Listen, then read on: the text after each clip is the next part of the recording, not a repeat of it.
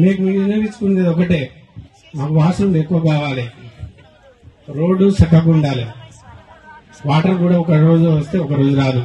ఇంకోటి చెప్తా మేడం గారు, మీరు ఏమనుకోపాకండి, ఈ రోజే మినరల్ వాటర్ పెట్టారేమో నాకు తెలిసి, ఇంతకుముందు అయితే లేదు. నేను చాలాసార్లు వచ్చాను. ఇప్పుడు మీరు వచ్చారేమో చికెన్ గికెన్ చేశారేమో, రైసు. నేను మీకు కించపరిచి మాట్లాడలేదు దయచేసి. ఇక్కడైతే భోజనం అయితే బాగా లేదు, సరిగా ఉడుకుతుందా ఉడకదా తెలియదు.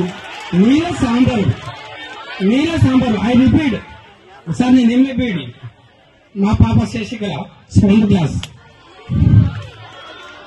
ఐ రిపీట్ సార్, ఇక్కడ నీళ్ళ ప్రాబ్లం ఒకటి, ఆ నీళ్ళ సాంబారు ఇదే సార్ ఇక్కడ పోసేది.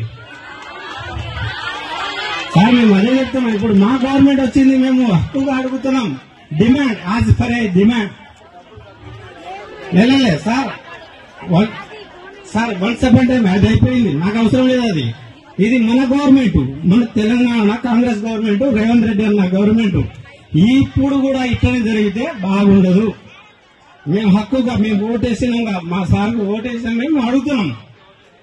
అది సార్ మేము అడిగేది అదే.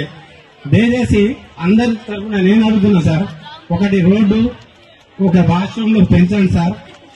ఈ మెస్ పరంగా కూడా కొద్దిగా డెవలప్ చేయండి సార్. ఏదో మీరు ఉన్నారని ఆరబాటం తప్ప ఏం లేదు. ఇక్కడ రేపు జరిగేది అదే నీళ్ళ సాంబారు, అదే పురుగుది. మాకొద్దు సార్. జనవరి నుంచి మాకు రైస్ ఇస్తా ఉన్నారు, అది కూడా చిన్న బియ్యంతోనే మాకు సవలత మంచిగా చెప్పింది సార్. నేనేమైనా అంటే క్షమించండి. నేను ఒక